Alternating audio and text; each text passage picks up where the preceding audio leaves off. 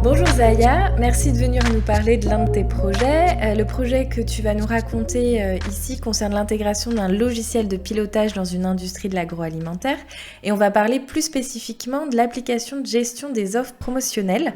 Est-ce que pour commencer, tu peux te présenter? Alors, Zaya, contrôleuse de gestion, je suis également consultante dans l'intégration des solutions de pilotage de la performance Business Analytics, spécialiste donc IBM. En deux mots, quel était le projet dont tu vas nous parler?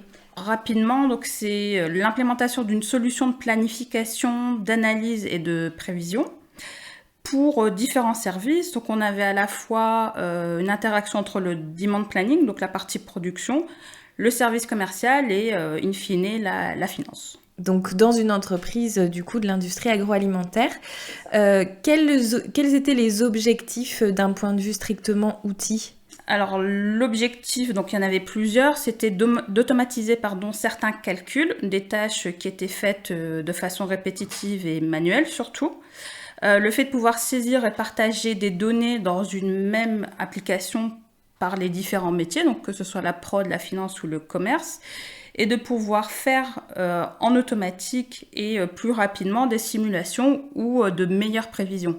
Parce qu'il le faisait déjà sur Excel, mais voilà, l'objectif était qu'elle soit plus précise et de calculer des indicateurs qui n'étaient pas forcément analysés jusqu'ici car non produits ou pas analysés par manque de temps. Donc l'objectif final, c'est vraiment un gain de temps et des précisions sur le suivi des indicateurs et forcément des analyses qu'il y avait derrière. Quel était le contexte de l'entreprise, enfin son profil? Globalement, donc une société française, PME dans l'agroalimentaire, plusieurs dizaines de millions d'euros de chiffre d'affaires et plusieurs centaines de collaborateurs. D'accord.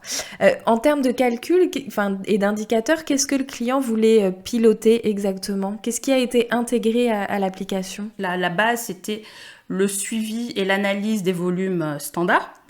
Mais il y avait surtout un accent sur la gestion des offres promotionnelles, car ça prend, on va dire, de plus en plus de parts de marché dans la société et globalement également. Et l'objectif, c'est de pouvoir suivre ces offres promotionnelles de façon plus fine, de pouvoir par exemple distinguer tout ce qui était opération nationale, régionale, et d'assurer un contrôle et le suivi de la marge commerciale sur ces offres-là, qui étaient en parallèle des volumes, on va dire, standards. Et aussi le rapprochement automatique des commandes sur cette activité d'offres promotionnelles. Et donc de là, calculer automatiquement des restes à commander les plus proches de la réalité. Donc vous avez intégré du coup les calculs des atterrissages prévisionnels? Oui.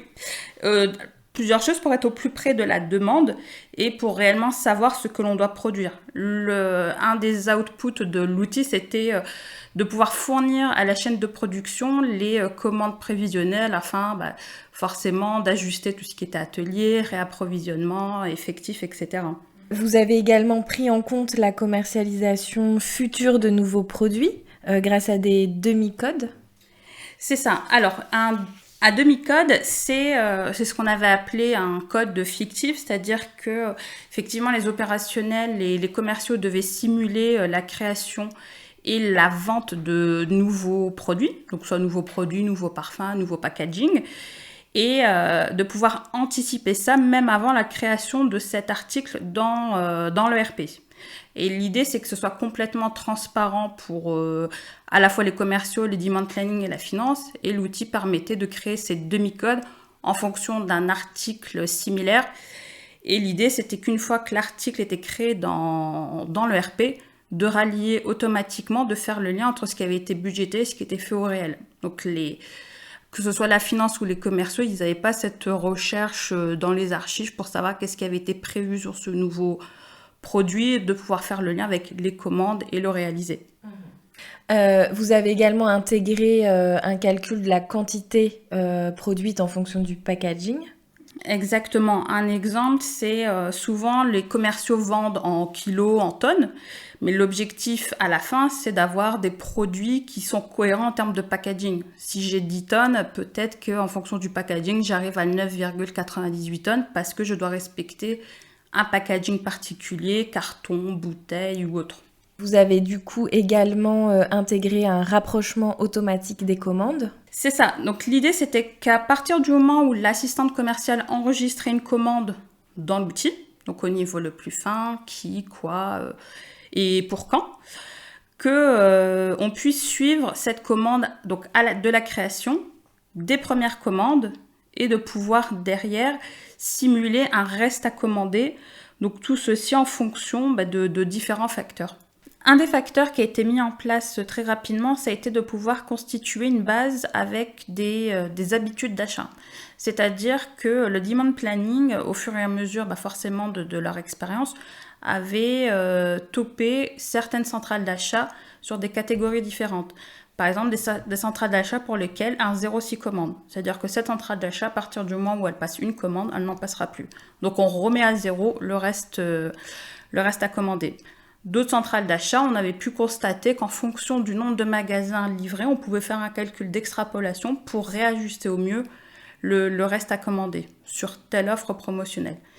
Et donc, petit à petit, on a commencé à rajouter plus d'analyses avec toujours la possibilité pour le demand planning de faire forcément des ajustements manuels s'ils avaient des informations supplémentaires. Qu'est-ce que l'outil a apporté d'un point de vue global ? Alors, avant, il y avait un suivi, forcément, mais peut-être pas aussi précis.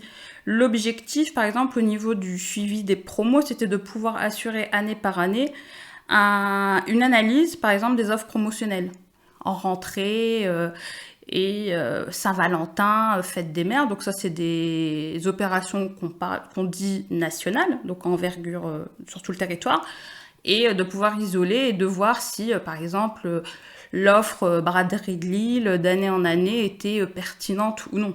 À savoir, est-ce qu'on rajoute ou est-ce qu'on prolonge ce genre de promos ou est-ce qu'on les arrête. Et du coup, une fluidité entre les services également ? C'est ça. Cette notion-là n'était pas du tout un inconvénient, soit pour la prod, soit pour les commerciaux. C'est que tout était natif, tout était lié et chacun savait ce qu'il fallait renseigner. Il n'y avait pas de double saisie, il n'y avait pas de conflit au niveau des volumes. L'information était à un niveau et accessible par différents biais.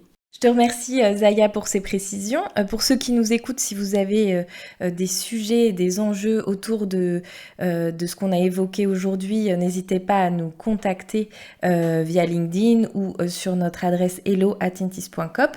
Et puis vous pouvez aussi retrouver d'autres témoignages de projets d'intégration de solutions de pilotage sur ce secteur d'activité et d'autres sur notre site internet intis.coop. Merci Zaya. Merci.